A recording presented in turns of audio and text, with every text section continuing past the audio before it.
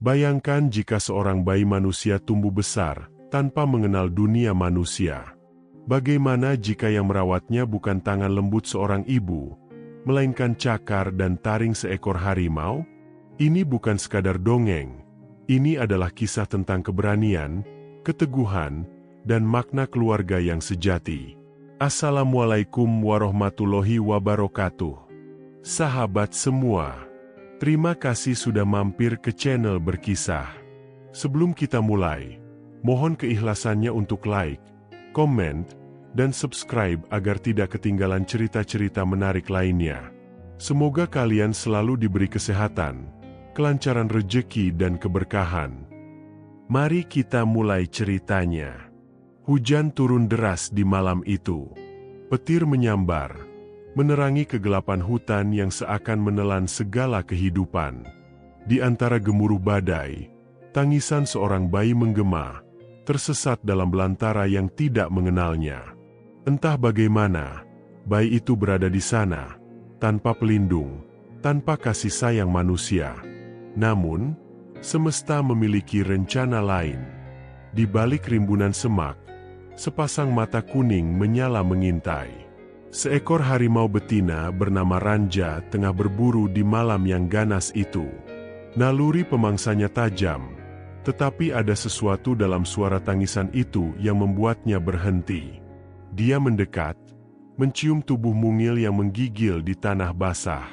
Seharusnya, bayi itu menjadi santapan mudah. Namun, Ranja merasakan sesuatu yang berbeda. Ada naluri keibuan yang aneh mengusik hatinya. Ia menjilat tubuh kecil itu dengan lembut, lalu dengan hati-hati menggigit tengkuknya dan membawanya pergi. Malam itu menjadi awal dari sebuah kisah yang tidak pernah dibayangkan siapapun.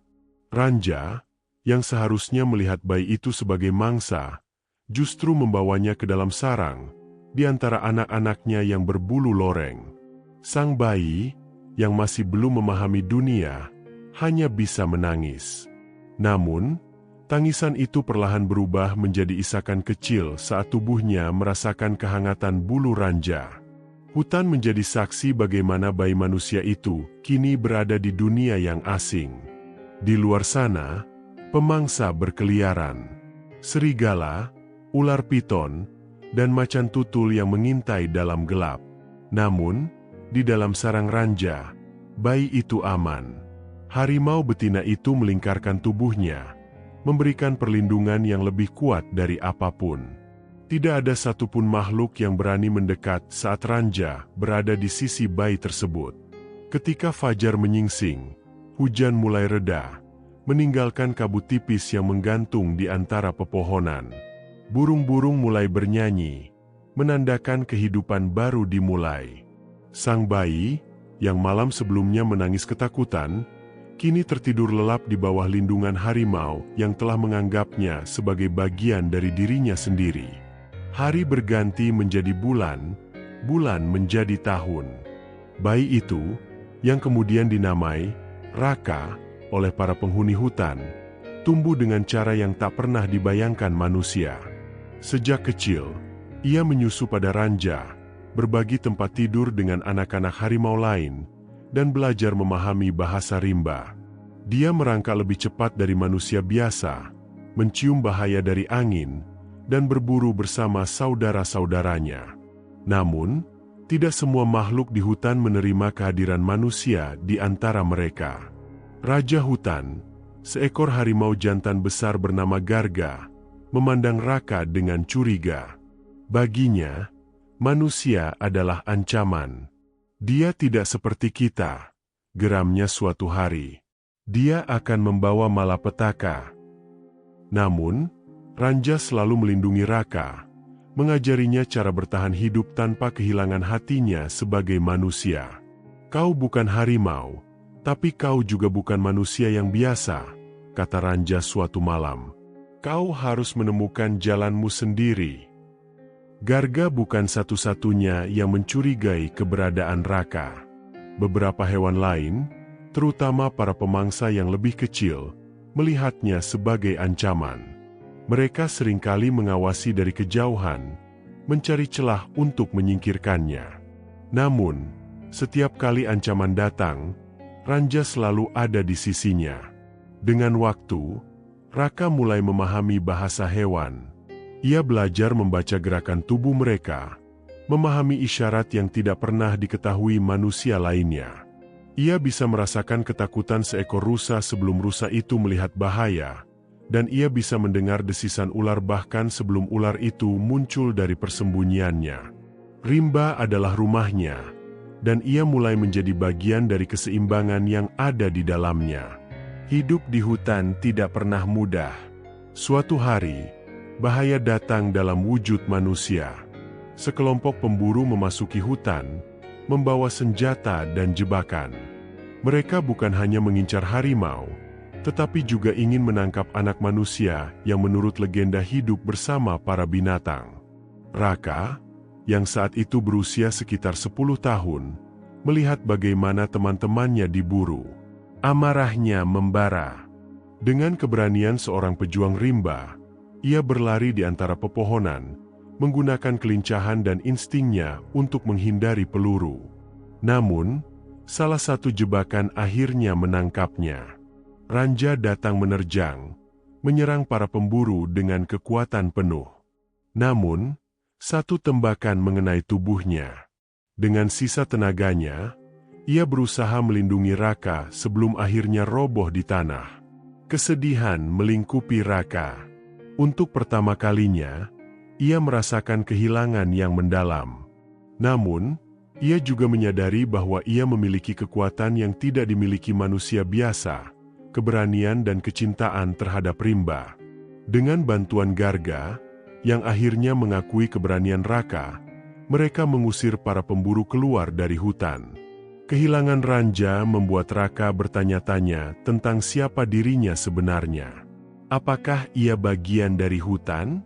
Ataukah ia manusia yang harus kembali ke dunia asalnya? Pertanyaan itu terus menghantuinya hingga suatu hari ia bertemu dengan seorang lelaki tua yang hidup di tepi hutan. Lelaki itu, yang pernah menjadi seorang petualang, melihat sesuatu yang istimewa dalam diri Raka. Dunia manusia dan hutan adalah dua sisi dari satu kehidupan, kata lelaki tua itu. Kau punya sesuatu yang tak dimiliki keduanya. Kau bisa menjadi jembatan antara manusia dan alam. Dari sanalah perjalanan baru Raka dimulai. Ia memutuskan untuk menjaga hutan, melindungi makhluk-makhluk yang telah menjadi keluarganya, dan mengajarkan manusia untuk hidup selaras dengan alam. Setelah pertemuannya dengan lelaki tua itu, Raka mulai merasa ada panggilan dalam dirinya untuk memahami lebih dalam tentang manusia. Namun, setiap langkah yang ia ambil menuju dunia manusia terasa begitu berat. Ia sudah terbiasa dengan rimba, di mana ia bisa berlari bebas tanpa alas kaki, berburu dengan kelincahan, dan memahami bahasa hewan. Dunia manusia terasa asing, penuh dengan suara yang tidak ia pahami dan aroma yang menusuk hidungnya. Namun, lelaki tua itu sabar mengajarkan Raka tentang dunia luar. Kau harus tahu siapa dirimu, Raka, katanya. Bukan hanya sebagai anak harimau, tetapi juga sebagai manusia. Raka belajar berbicara dengan lebih jelas, meskipun logatnya masih terdengar seperti dengkuran harimau. Ia juga mulai mengenal api, sesuatu yang selama ini hanya ia lihat dari kejauhan saat petir menyambar pepohonan. Suatu hari, lelaki tua itu membawa Raka ke sebuah desa kecil di tepi hutan. Raka melihat manusia lain untuk pertama kalinya dalam jarak dekat. Anak-anak berlari-lari, tertawa, dan bermain dengan cara yang belum pernah ia pahami.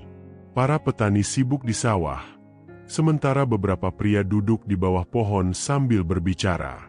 Namun, saat mereka melihat Raka, mata mereka dipenuhi ketakutan. Dia anak hutan. Lihat matanya, seperti mata harimau, bisik seseorang. Raka merasa tidak diterima. Ada rasa asing dalam dirinya, seakan-akan ia bukan bagian dari dunia ini. Hanya lelaki tua itu yang terus memberinya dukungan, Meskipun tatapan curiga dari penduduk desa semakin membuat Raka merasa terasing.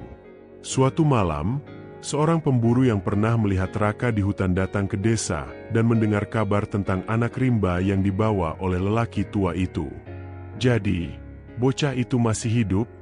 gumamnya dengan senyum licik. "Kalau aku bisa menangkapnya, aku akan menjadi legenda." Pemburu itu menyusun rencana licik. Ia menyebarkan desas-desus bahwa Raka adalah makhluk berbahaya, setengah harimau setengah manusia, yang bisa membawa bencana. Ketakutan mulai menjalar di desa. Mereka yang tadinya hanya curiga, kini mulai benar-benar takut. Beberapa orang berkumpul dan mendatangi rumah lelaki tua itu. "Kami tidak bisa membiarkan anak itu di sini," seru salah seorang penduduk. "Dia bisa membawa roh jahat ke desa kita." Lelaki tua itu berusaha membela Raka, tetapi malam itu menjadi bencana. Para penduduk desa, diprovokasi oleh pemburu, menyerang rumahnya. Raka yang sejak awal sudah merasa tidak diterima, kini harus melarikan diri untuk menyelamatkan diri. Dengan kecepatan dan kelincahannya, ia melompati pagar, berlari di antara pepohonan, kembali ke tempat yang selalu ia sebut rumah, hutan. Namun, hutan tidak lagi sama. Sejak Raka pergi, para pemburu semakin sering masuk ke dalam rimba. Mereka menebangi pepohonan, memburu harimau, dan memasang perangkap di mana-mana. Ketika Raka kembali, ia mendapati bahwa banyak hewan telah melarikan diri ke dalam bagian hutan yang lebih dalam, sementara beberapa sudah menjadi korban pemburu. Garga, harimau jantan yang dulu tidak menyukainya, kini mendekatinya dengan wajah murka. "Kau pergi dan membawa manusia ke hutan ini," geramnya. "Sekarang, kita tidak aman lagi." Raka merasa bersalah. Ia tahu bahwa kepergiannya telah membawa malapetaka bagi hutan. Namun, ia tidak bisa tinggal diam. Ia harus menemukan cara untuk menghentikan para pemburu dan menyelamatkan hutan yang telah membesarkannya. Raka mulai mengumpulkan sekutu. Ia berbicara dengan para monyet yang tahu seluk-beluk hutan, memohon bantuan burung-burung yang bisa mengamati pergerakan manusia, dan meyakinkan para harimau untuk bersatu melawan ancaman ini. "Jika kita tidak bertindak sekarang, hutan ini akan lenyap," katanya kepada mereka. Dengan strategi yang cerdik, mereka mulai melawan. Mereka menjebak para pemburu dengan membuat jebakan alami dari akar dan dahan. Mereka mengganggu perkemahan manusia dengan suara-suara yang menakutkan di malam hari. Bahkan, mereka mengalihkan jalur sungai agar desa-desa tidak bisa dengan mudah menjangkau hutan. Namun, pemburu yang membenci Raka tidak tinggal diam. Ia menyusun rencana terakhir, menangkap Raka dan membawanya ke kota sebagai bukti bahwa legenda anak harimau benar adanya. Dengan umpan yang licik, ia menangkap Raka dan mengikatnya dengan rantai besi yang dingin. Dalam kurungan, Raka merasakan kemarahan yang belum pernah ia rasakan sebelumnya. Ia bukan lagi anak kecil yang takut.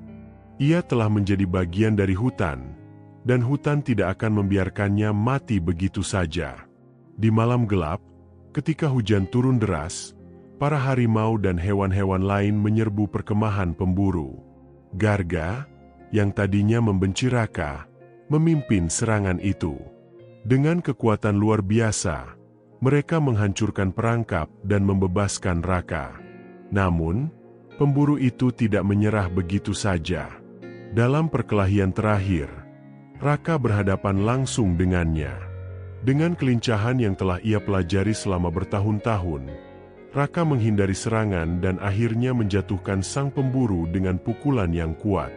Pemburu itu terjatuh ke jurang dan hilang dalam kegelapan malam. Setelah pertarungan itu, hutan kembali damai. Manusia tidak lagi berani memasuki rimba, dan para penghuni hutan kembali hidup dengan tenang. Raka, yang kini telah menemukan tempatnya di dunia, memilih untuk tetap menjadi penjaga rimba. Legenda tentang anak harimau yang melawan manusia menyebar ke desa-desa dan kota-kota. Beberapa menganggapnya sebagai mitos, tetapi bagi mereka yang pernah melihatnya, mereka tahu bahwa legenda itu nyata.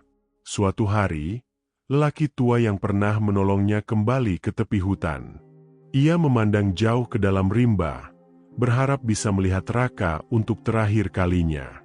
Namun, yang ia lihat hanyalah bayangan seorang pemuda yang berlari di antara pepohonan, dengan mata yang masih bersinar seperti harimau. Dan begitulah kisah Raka, anak rimba yang menjadi penjaga hutan, akan selalu dikenang dalam cerita-cerita yang diceritakan di tepi api unggun oleh mereka yang percaya bahwa hutan masih memiliki rahasianya sendiri. Setelah pertempuran besar dengan para pemburu, Raka menyadari bahwa ancaman terhadap hutan belum sepenuhnya berakhir. Para pemburu mungkin telah diusir, tetapi manusia lain akan selalu datang, membawa lebih banyak senjata dan tipu daya. Ia mulai berpikir bahwa mungkin ada cara lain untuk melindungi rimba tanpa harus terus berperang. Dalam perjalanannya, ia menemukan goa tua yang pernah menjadi tempat persembunyian leluhur harimau. Di dalamnya, ia melihat lukisan-lukisan primitif di dinding, gambar harimau, manusia, dan alam yang hidup berdampingan. Dari simbol-simbol itu, ia memahami bahwa di masa lalu, manusia dan harimau pernah hidup dalam harmoni. Apa yang telah berubah? Mengapa kini mereka saling memburu? Raka merasa bahwa ia harus menemukan jawabannya. Dengan tekad yang kuat, ia memutuskan untuk kembali ke dunia manusia sekali lagi, bukan sebagai pelarian, tetapi sebagai utusan dari hutan. Dengan hati yang berat, Raka meninggalkan rimba dan berjalan menuju kota yang terletak di tepi sungai besar. Perjalanannya tidak mudah. Ia harus melewati ladang-ladang yang luas, menghindari pandangan manusia yang bisa mencurigainya, dan memahami kebiasaan manusia yang selalu sibuk dan penuh kehati-hatian. Ketika akhirnya tiba di kota, ia terkejut. Bangunan tinggi menjulang, asap mengepul dari pabrik-pabrik, dan jalanan penuh dengan kendaraan besi yang melaju tanpa henti. Tidak ada pohon raksasa, tidak ada suara burung, hanya hiruk-pikuk kehidupan yang asing baginya. Ia mencoba berbicara dengan beberapa orang, tetapi kebanyakan menganggapnya aneh. Pakaiannya compang-camping, tubuhnya penuh bekas luka, dan matanya yang tajam membuat orang-orang menghindarinya. Namun, seorang wanita tua yang baik hati memberinya pakaian dan makanan, serta memberitahunya bahwa ada seorang ahli lingkungan yang mungkin bisa membantunya. Raka akhirnya bertemu dengan seorang pria bernama Dr. Surya, seorang ahli konservasi yang telah lama berusaha menyelamatkan hutan. Dr. Surya awalnya tidak percaya dengan kisah Raka, tetapi setelah melihat tatapannya yang tajam dan mendengar kisahnya, ia mulai memahami bahwa pemuda ini bukan orang biasa. "Kau tumbuh di hutan? Bersama harimau?" tanya Dr. Surya dengan takjub. Raka mengangguk. "Aku bagian dari mereka, dan aku ingin melindungi rumah kami." Dr. Surya setuju untuk membantu Raka. Mereka mulai menyusun rencana untuk menghentikan perburuan liar dan menyebarkan kesadaran tentang pentingnya melestarikan hutan. Raka belajar menulis, membaca, dan berbicara dengan lebih baik agar bisa menyampaikan pesan kepada dunia. Namun, tidak semua orang senang dengan kehadiran Raka. Beberapa orang kaya yang terlibat dalam perburuan ilegal mulai merasa terancam. Mereka menganggap Raka sebagai ancaman bagi bisnis mereka dan berencana menyingkirkannya. Suatu malam, ketika Raka sedang dalam perjalanan untuk berbicara di sebuah acara konservasi, ia disergap oleh sekelompok pria bersenjata. Mereka membawa Raka ke tempat terpencil dan mengancamnya. "Kau pikir bisa menghentikan kami?" Salah satu pria itu mencibir. "Hutan itu milik kami sekarang. Jika kau tidak mundur, kau akan mati." Namun, Raka tidak takut. Dengan naluri harimaunya, ia menunggu saat yang tepat, lalu menyerang dengan cepat dan meloloskan diri. Ia berlari menembus malam, kembali ke rumah Dr. Surya dengan luka-luka di tubuhnya. Dr. Surya terkejut dan menyadari bahwa perang ini jauh lebih besar dari yang mereka kira. Kita harus membawa ini ke publik, kata Dr. Surya. Kita harus membuat dunia tahu bahwa hutan sedang sekarat. Dengan bantuan Dr. Surya, Raka berbicara di depan banyak orang. Ia menceritakan kisahnya tentang bagaimana hutan mengajarinya bertahan hidup, tentang harimau yang membesarkannya, dan tentang manusia yang datang untuk menghancurkan semuanya. Beritanya menyebar ke seluruh negeri. Banyak orang mulai peduli, tetapi banyak pula yang tidak percaya. Namun, sebuah rekaman yang diambil oleh Raka dan Dr. Surya membuktikan segalanya. Rekaman para pemburu yang menangkap harimau, menebang pohon, dan merusak alam tanpa belas kasihan. Pemerintah akhirnya bertindak. Undang-undang baru dibuat untuk melindungi hutan, dan para pemburu ilegal mulai ditangkap. Tetapi Raka tahu bahwa ini hanyalah awal dari perjuangan yang lebih panjang. Meskipun kini dunia manusia mulai menyadari pentingnya hutan, Raka tidak bisa tinggal di kota. Ia telah menemukan tujuannya, menjadi penjaga rimba, memastikan bahwa hutan tetap hidup dan harimau tidak lagi diburu. Ia berpamitan kepada Dr. Surya dan kembali ke rumahnya yang sejati. Saat ia memasuki rimba, Garga dan harimau lainnya menyambutnya dengan tatapan bangga. Ia bukan lagi anak manusia yang tersesat di hutan, tetapi seorang penjaga yang telah menemukan tempatnya di antara mereka. Legenda tentang Raka, anak harimau yang melawan manusia untuk menyelamatkan hutan, terus diceritakan dari generasi ke generasi. Beberapa orang percaya bahwa di suatu tempat di dalam rimba, masih ada sosok dengan mata tajam seperti harimau yang selalu mengawasi, memastikan bahwa keseimbangan alam tetap terjaga. Dan dengan itu, Raka menjadi bagian dari rimba selamanya, sebagai pelindung, saudara, dan legenda yang tidak akan pernah pudar. Meskipun para pemburu telah ditangkap dan undang-undang perlindungan hutan semakin ketat, Raka segera menyadari bahwa ancaman terhadap rimba belum benar-benar hilang. Dengan bantuan Dr. Surya, ia mendengar kabar bahwa sebuah perusahaan besar berencana membuka lahan untuk pertambangan di jantung hutan.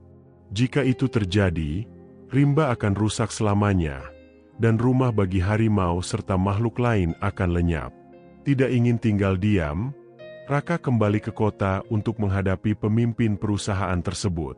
Ia mencoba berbicara dengan mereka, tetapi hanya dianggap sebagai pemuda aneh yang tidak tahu apa-apa tentang pembangunan dan kemajuan. Kami membawa pekerjaan dan uang bagi negeri ini, kata seorang eksekutif dengan angkuh. Apa yang bisa kau tawarkan selain dongeng tentang harimau? Namun, Raka tidak menyerah.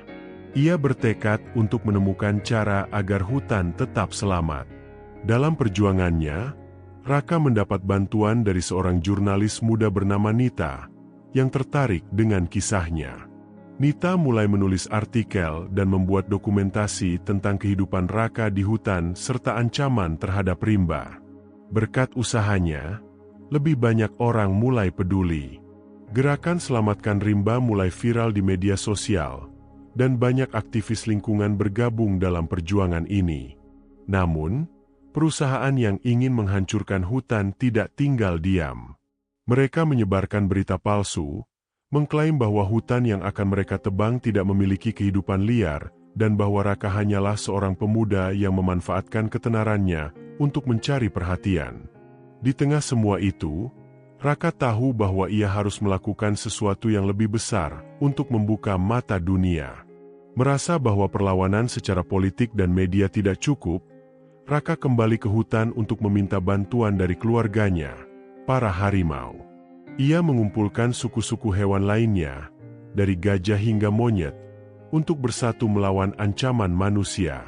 Dengan bantuan Dr. Surya dan Nita, mereka merencanakan aksi yang tidak hanya akan mengguncang hati manusia, tetapi juga membuktikan bahwa rimba adalah rumah bagi makhluk hidup yang tak terhitung jumlahnya.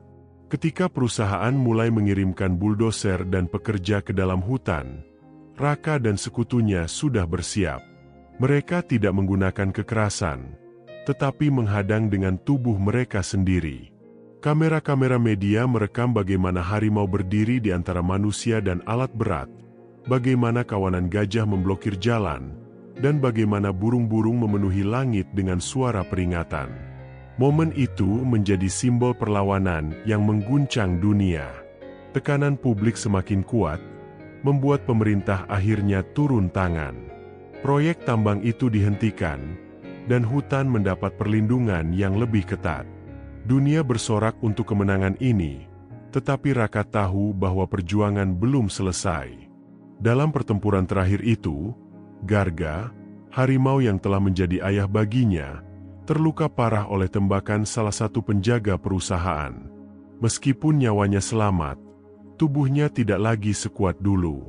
Ia kini harus menyerahkan kepemimpinan kepada Raka. Dengan air mata yang jatuh di pipinya, Raka menerima tanggung jawab itu. Ia bukan lagi hanya anak yang dibesarkan oleh harimau. Kini, ia adalah pemimpin yang akan menjaga keseimbangan rimba untuk selamanya. Bertahun-tahun kemudian, nama Raka masih bergema di hutan dan di dunia manusia. Beberapa orang mengatakan bahwa ia masih berkeliaran di antara pepohonan, dengan mata setajam harimau dan hati sekuat rimba. Orang lain percaya bahwa ia telah menghilang ke dalam belantara, menjadi bagian dari legenda yang tidak akan pernah mati. Namun, satu hal yang pasti, karena keberaniannya, rimba tetap berdiri. Dan selama masih ada manusia yang peduli dengan alam, kisah Raka akan terus diceritakan dari generasi ke generasi. Terima kasih sudah mengikuti kisah luar biasa ini. Semoga cerita Raka bisa menginspirasi kita semua untuk lebih peduli terhadap alam dan makhluk yang hidup di dalamnya. Jangan lupa untuk like, komentar, dan subscribe agar kita bisa terus berbagi kisah-kisah inspiratif lainnya. Sampai jumpa di cerita berikutnya.